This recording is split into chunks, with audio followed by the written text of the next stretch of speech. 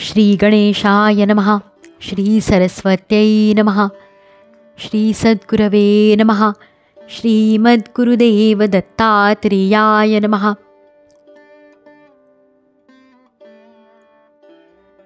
नमो भगवते वासुदेवाय.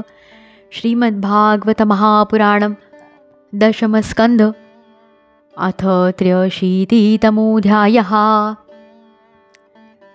भगवंतांच्या पट्टराण्यांशी द्रौपदीचा संवाद. श्री शुक म्हणतात, गोपींचे गुरु आणि प्राप्तव्य अशा भगवान श्रीकृष्णांनी त्यांच्यावर कृपा केली. नंतर त्यांनी युधिष्ठिराला व अन्य संबंधितांना खुशाली विचारली. भगवान श्रीकृष्णांच्या चरणकमळांचे दर्शन घेण्यानेच ज्यांचे सर्व पाप नष्ट झाले, त्यांचा जेव्हा त्रैलोक्यनाथाने सत्कार केला व त्यांची खुशाली विचारली, तेव्हा आनंदित होऊन ते म्हणाले,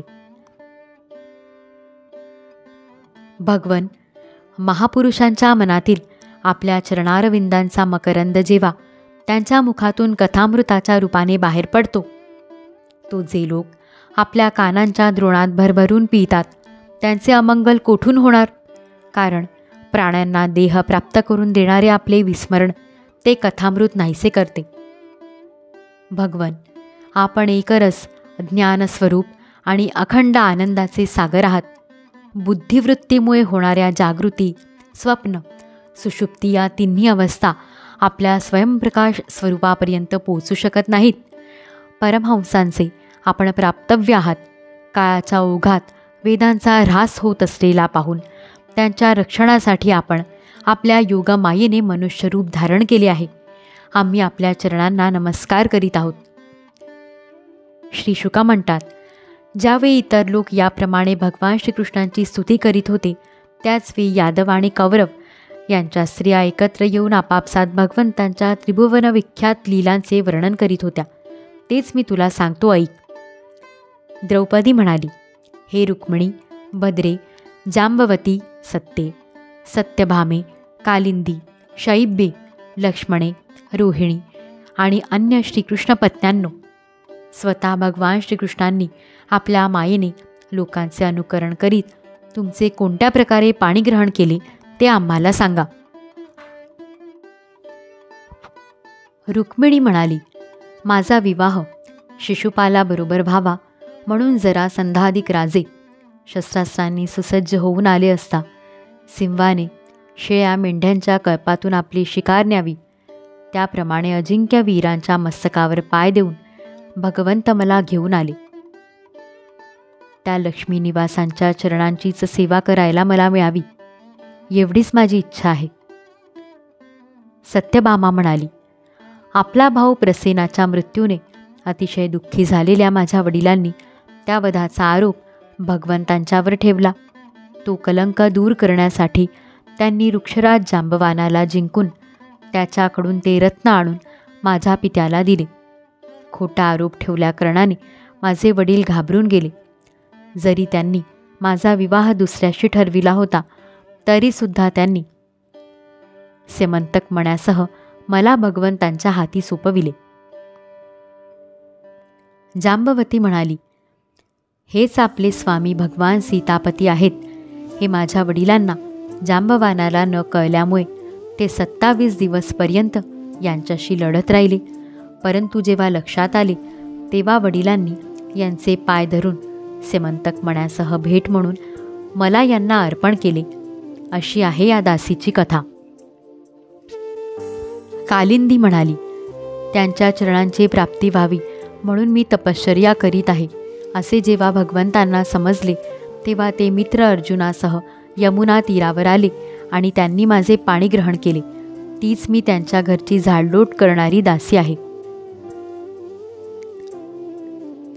मित्रविंदा म्हणाली, स्वयंवरामध्ये ज्यांनी येऊन विरोध करणाऱ्या माझ्या भावांना व सर्व राजांना जिंकून कुत्र्यांच्या झुंडीमधून सिंहाने आपले शिकार घेऊन जावी, त्याप्रमाणे मला आपल्या वैभव संपन्न द्वारकापुरीला नेले.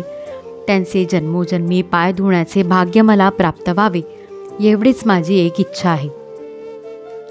सत्या म्हणाली, मला वरू इच्छणाऱ्या राजांचे बळ पाहण्यासाठी माझ्या वडिलांनी अतिशय बलाढ्य आणि पराक्रमी टोकदार शिंगे असलेले 7 बैल सोडले होते. मोठमोठ्या वीरांची घमेंड जिरवणाऱ्या त्या बैलांना भगवंतांनी अगदी सहजपणे झेप घेऊन पकडले आणि त्यांना वेसण घातली. लहान मुलांनी शेळीचे करडे पकडावेत त्याचप्रमाणे ज्यांनी अशा प्रकारे सामर्थ्याचा पण लावलेल्या मला प्राप्त करून घेऊन चतुरंग सेना आणि दासींसह द्वारकेला आणले. मार्गामध्ये ज्या क्षत्रियांनी विघ्न आणले त्यांनाही जिंकले. माझी हीच इच्छा आहे की यांच्या सेवेची संधी मला सदैव मिळो. भद्रा म्हणाली, हे द्रौपदी, माझ्या पित्याने स्वतः माझे मामेभाऊ असलेल्या भगवंतांना बोलावून आणून अक्षयणी सेना आणि पुष्कळशा दासी यांसह त्यांच्या ठायी चित्त जडलेल्या मला त्यांना अर्पण केले. माझ्या कर्मानुसार मला जेथे जेथे जन्म घ्यावा लागेल त्या सगळीकडे त्यांच्याच चरणकमळांचा स्पर्श मला प्राप्त व्हावा, यातच मी माझे परमकल्याण समजते.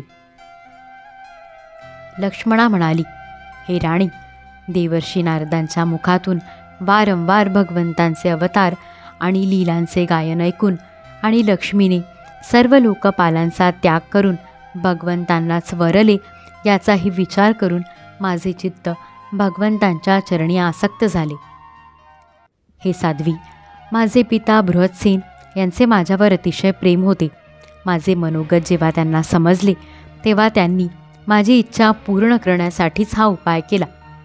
महाराणी, अर्जुनाच्या प्राप्तीसाठी ज्याप्रमाणे तुमच्या पित्याने स्वयंवरामध्ये मत्स्यवेधाची योजना आखली होती त्याचप्रमाणे माझ्या पित्याने सुद्धा तेच केले. फरक एवढाच की हा मासा बाहेरून झाकलेला होता, फक्त पाण्यातच त्याचे प्रतिबिंब दिसत होते. राजे लोकांना हे कळले तेव्हा सर्व ठिकाणांहून शस्त्रास्त्रवेत्ते हजारो राजे आपापल्या गुरूंसह माझ्या पित्याच्या राजधानीत आले.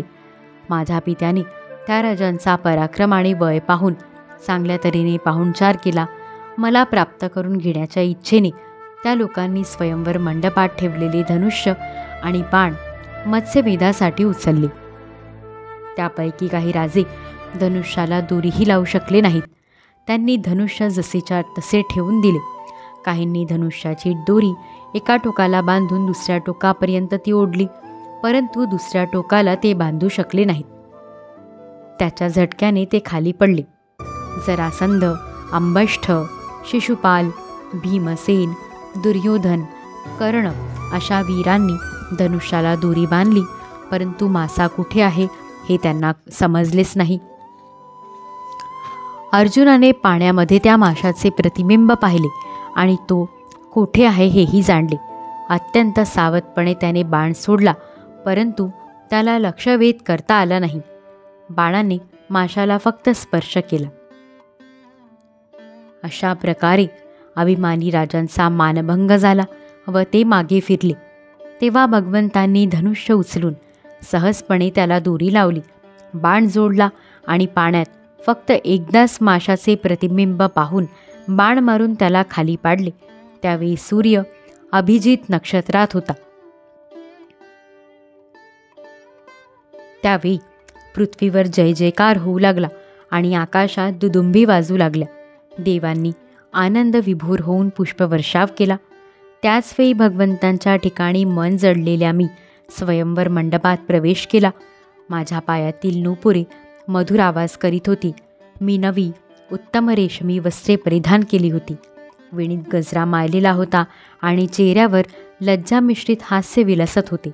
मी हातात सुवर्णजडित तेजस्वी रत्नहार घेतला होता.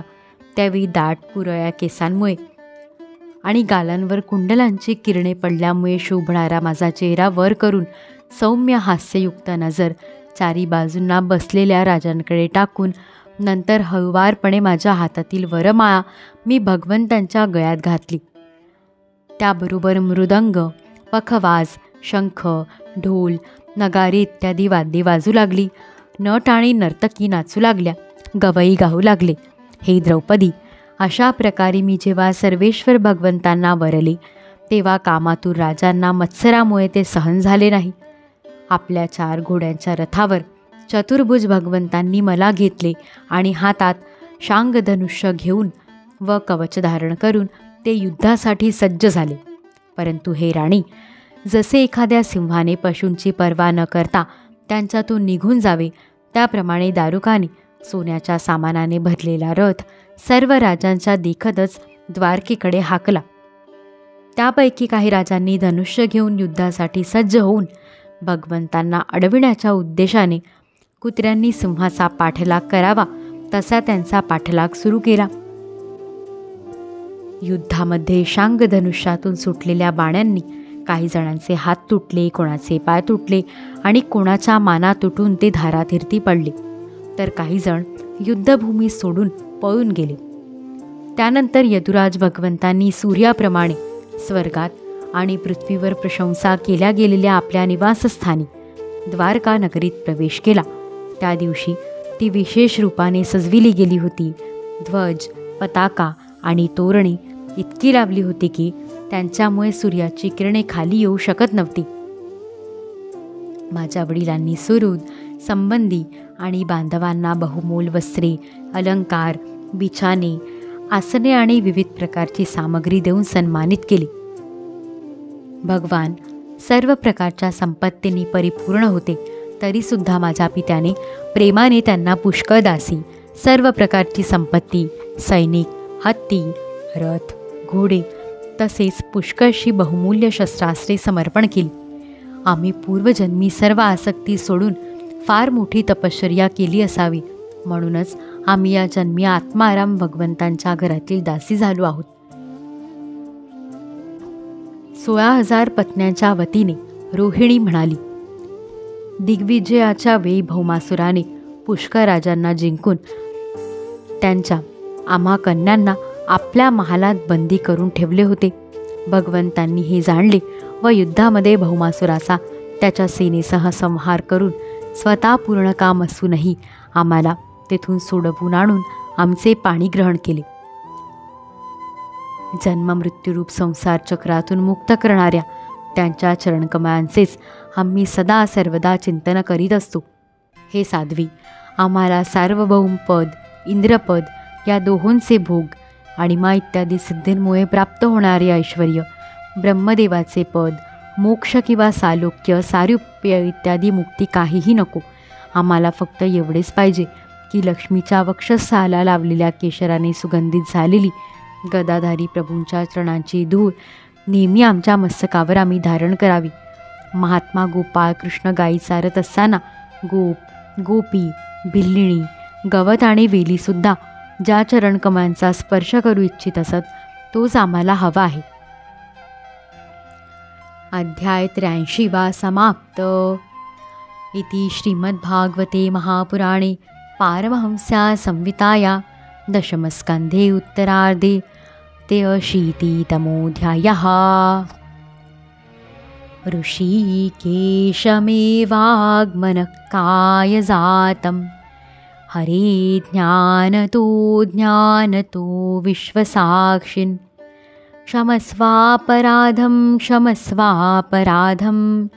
क्षमस्वापराधं प्रभो क्लिन्नचित्त. श्रीकृष्णार्पणमस्तु.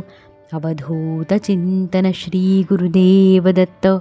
श्री सद्गुरुनाथ महाराज की जय.